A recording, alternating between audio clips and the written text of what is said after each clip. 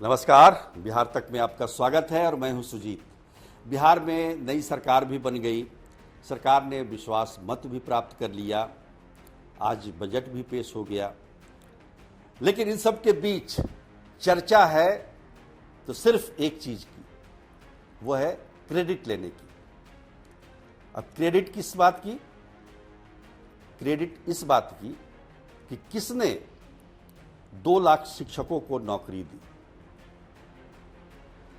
RJD की तरफ से, यानी कि तेजस्वी यादव की तरफ से यह दावा किया गया कि उनके दबाव के कारण सरकार को ये निर्णय लेना पड़ा और उन्होंने शिक्षकों की बहाली की।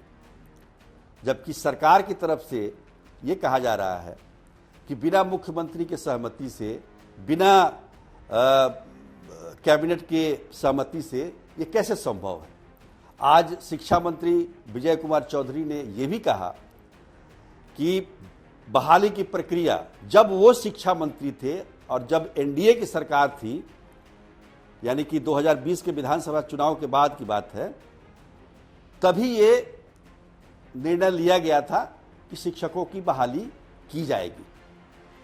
और उसी प्रक्रिया को महागठबंधन सरकार में आगे बढ़ाया गया। हालांकि ये भी बात सच है कि महागठबंधन सरकार जब सत्ता में थी, उसी दौरान शिक्षकों की नियुक्तियां भी हुई, 2 लाख से ज़्यादा शिक्षक नियुक्त हुए। तो इसी बात को लेकर आजकल आप कह लीजिए कि आरजेडी और जेडीयू के बीच जो है तनातनी चल रही है, क्रेडिट लेने की बात कि युवाओं को किसने नौकरी दी। देखिए, ये बात सच है कि तेजस्वी यादव ने 2020 के विधानसभा चुनाव में अपने चुनावी भाषण में लगातार ये बात कहते रहे कि वो 10 लाख युवाओं को सरकारी नौकरी देंगे, और सरकार उनकी आई नहीं। लेकिन बीच में मौका मिल गया डिप्टी सीएम बनने का, उप मुख्यमंत्री बनने का। उन्होंने कल विधानसभा में ये दावा भी किया कि हमने ये शर्त रखी थी कि हम तभी आपके साथ आएंगे, यानी कि महागठबंधन की सरकार तभी बनेगी जब युवाओं को नौकरी दी जाएगी। और हुआ भी। बीपीएससी के अंतर्गत परीक्षाएं ली गई और शिक्षकों की नियुक्ति की गई। पर सवाल ये है कि अभी भी आप देखिए तो अभी भी अगला विधानसभा का जो दौर आएगा, उस बीच में 19-20 महीने बाकी है और अभी भी शिक्षकों की कमी है बिहार में। तो निश्चित तौर पर अगर मान लीजिए कि 2 लाख का क्रेडिट तेजस्वी यादव लेना चाहते हैं तो सरकार को दे देना चाहिए, ठीक है। लेकिन आगे आने वाले समय में आप और युवाओं को सरकारी नौकरी दे सकते हैं। जैसा कि सुनने में आ रहा है कि जो शिक्षकों की बहाली का तीसरा दौर है वो मार्च के महीने में शुरू हो जाएगा, जो कि पहले अगस्त में होना था, अब उसको मार्च में कर दिया गया है। और उसके बाद फिर चौथा चरण भी होगा इसमें। तो निश्चित तौर पर आज हम ये कह सकते हैं कि युवाओं को नौकरी देने की जो बात सरकार की तरफ से हो रही है या चर्चा में है, तो इससे फायदा तो युवाओं को ही है। सरकार क्रेडिट लेने के चक्कर में ना पड़े, बल्कि आगे आने वाले समय में ज़्यादा से ज़्यादा युवाओं को नौकरी दे, तो हो सकता है कि ये क्रेडिट जो लेने की बात हो रही है आरजेडी की तरफ से, उसमें उसका कोई मतलब ना रह जाए।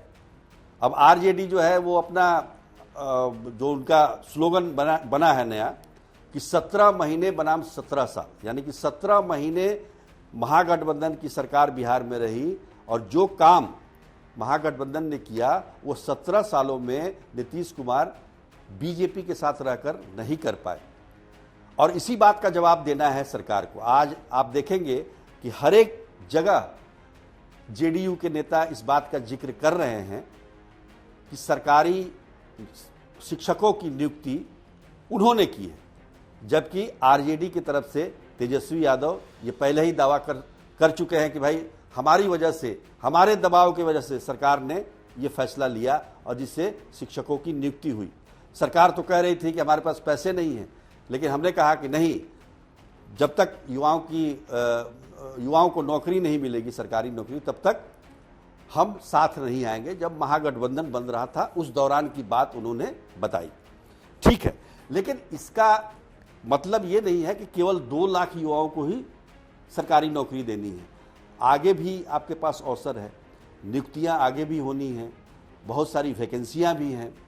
और आज तो मुख्यमंत्री ने कहा कि 10 लाख से ज़्यादा युवाओं को वो रोजगार देंगे 2025 के विधानसभा चुनाव तक। 5 लाख तो नियुक्ति होनी है सरकारी विभागों में। तो निश्चित तौर पर इस तरह की तकरार अगर पॉलिटिकल पार्टियों के बीच, राजनीतिक दलों के बीच, 2 सरकार और पूर्व सरकारों के बीच हो रही है, तो ये युवाओं के लिए शुभ संकेत है। नौकरी के अवसर प्राप्त होंगे। और मुझे लगता है कि जो पहले ये मुद्दा नहीं बनता था, नौकरी, रोजगार, ये मुद्दा नहीं हुआ करता था पहले चुनावों में, वो आज एक बड़ा मुद्दा बनकर उभरा है। और निश्चित रूप से इससे युवाओं को ही लाभ होना है, उन्हें फ़ायदा पहुंचना है। और राजनीतिक दलों को भी युवाओं को ज़्यादा से ज़्यादा अपनी तरफ आकर्षित करने के लिए, क्योंकि देखिए बिहार में युवा शक्ति सबसे बड़ी शक्ति है। यहाँ नौजवान ज़्यादा हैं, वोटर भी जो हैं वो नौजवान हैं ज़्यादा। तो निश्चित तौर पर राजनीतिक दलों को भी लगता है कि नौजवानों को अपनी तरफ आकर्षित तभी कर सकते हैं जब उनको हम नौकरी या रोजगार दें। लेकिन इन सब के बीच अगर कहा जाए तो क्रेडिट लेने की बात नहीं है। युवाओं को रोजगार मिला है, ये दोनों पार्टियां जो भी शामिल थी पार्टियां महागठबंधन में, ये सबका कलेक्टिव योगदान है, सबकी कोशिशों का परिणाम इसको माना जाए। और आगे इससे भी ज़्यादा नौकरी दें ताकि क्रेडिट लेने का और छीने जाने का कोई भय ही ना रहे। तो आज के लिए इतना ही। तब तक के लिए नमस्कार।